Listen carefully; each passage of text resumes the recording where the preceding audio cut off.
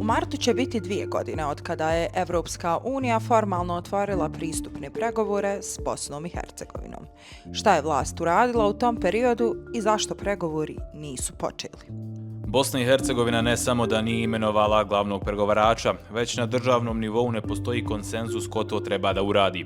Predstavnički dom smatra da je to njegova nadležnost, dok predsjedavajuća vijeća ministara Borjana Krišto tvrdi da je imenovanje glavnog pregovarača isključiva nadležnost vijeća ministara.